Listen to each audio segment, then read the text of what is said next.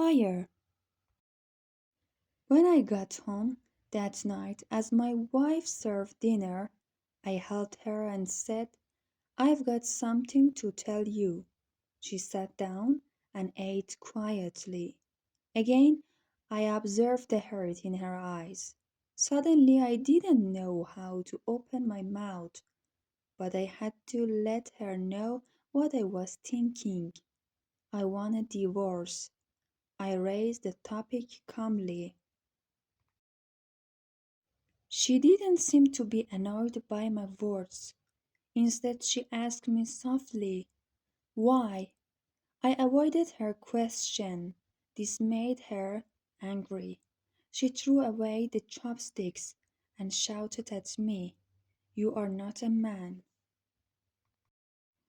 That night, we didn't talk to each other. She was weeping. I know she wanted to find out what had happened to our marriage, but I could hardly give her a satisfactory answer.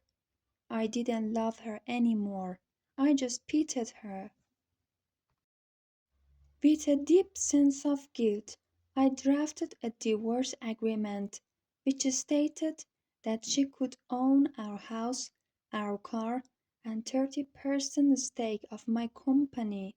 She glanced at it and then tore it into pieces. The woman who had spent 10 years of her life with me had become a stranger. I felt sorry for her wasted time, resources, and energy, but I could not take back what I had said, for I loved Jane so dearly. Finally, she cried loudly in front of me, which was what I had expected to see. To me, her cry was actually a kind of release. The idea of divorce, which had obsessed me for several weeks, seemed to be firmer and clearer now. The next day I came back home very late and found her writing something at the table. I didn't have supper, but I went straight to sleep and fell asleep very fast because I was tired after an eventful day with Jane. When I woke up, she was still there at the table writing. I just did not care, so I turned over and was asleep again. In the morning, she presented her divorce conditions. She didn't want anything from me, but needed a month's notice before the divorce. She requested that in that 1 month we both try to live as normal a life as possible.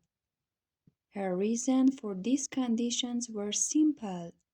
Our son had his exams in a month's time, and she didn't want to disrupt him with our broken marriage.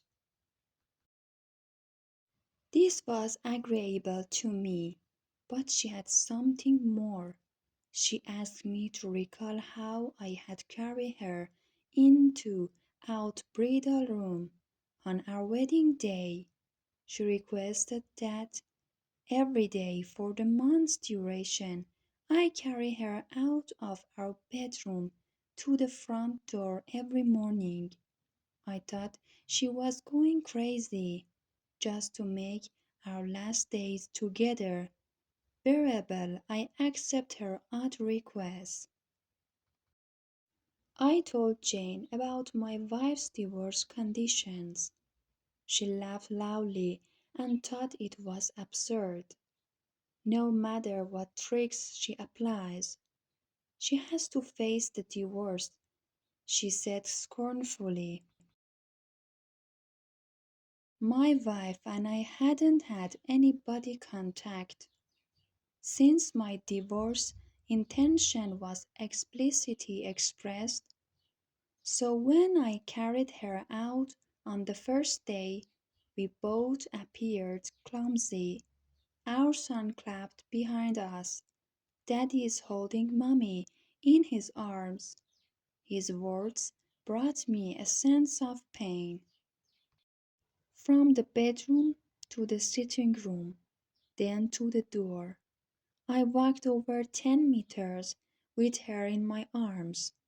She closed her eyes and said softly, "Don't tell our son about the divorce."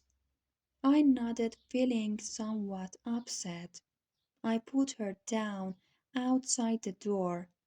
She went to wait for the bus to work. I drove alone to the office. On the second day, both of us acted much more easily. She leaned on my chest. I could smell the fragrance of her blouse. I realized that I hadn't looked at this woman carefully for a long time. I realized she was not young anymore. There were fine wrinkles on her face. Her hair was graying. Our marriage had taken its toll on her. For a minute I wondered what I had done to her. On the fourth day, when I lifted her up, I felt a sense of intimacy returning. This was the woman who had given 10 years of her life to me. On the fifth and sixth day, I realized that our sense of intimacy was growing again. I didn't tell Jane about this. It became easier to carry her as the months slipped by. Perhaps the everyday workout made me stronger. She was choosing what to wear one morning. She tried on quite a few dresses, but could not find a suitable one. Then she sighed. "All my dresses have grown bigger." I suddenly realized that she had grown so thin. That was the reason why I could carry her more easily. Suddenly it hit me. She had buried so much pain and bitterness in her heart. Subconsciously, I reached out and touched her head. Our son came in at the moment and said, "Dad, it's time to carry Mom out." To him, seeing his father carrying his mother out had become an essential part of his life. My wife gestured to our son to come closer and hugged him tightly. I turned my face away because I was afraid I might change my mind at this last minute. I then held her in my arms, walking from the bedroom through the sitting room to the hallway. Her hand surrounded my neck softly and naturally. I held her body tightly. It was just like our wedding day. But her much lighter weight made me sad. On the last day, when I held her in my arms, I could hardly move a step. Our son had gone to school. I held her tightly and said I hadn't noticed that our life lacked intimacy. I drove to office and jumped out of the car swiftly, without locking the door. I was afraid any delay would make me change my mind. I walked upstairs. Jane opened the door, and I said to her, "Sorry, Jane, I do not want the divorce anymore." She looked at me, astonished, and then touched my forehead. "Do you have a fever?" she said. I moved her hand off my head. "Sorry, Jane. I said I won't divorce. My marriage life was boring probably because she and I didn't value the details of our lives, not because we didn't love each other anymore."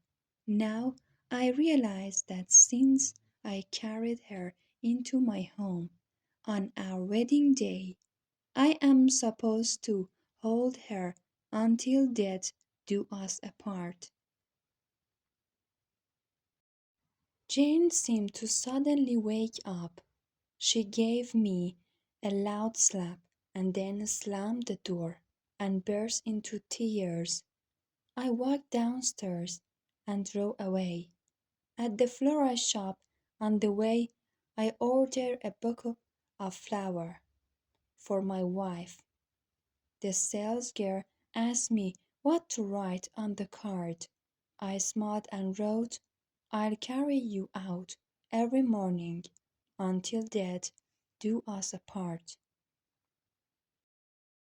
That evening I arrived home, flowers in my hand, a smile on my face.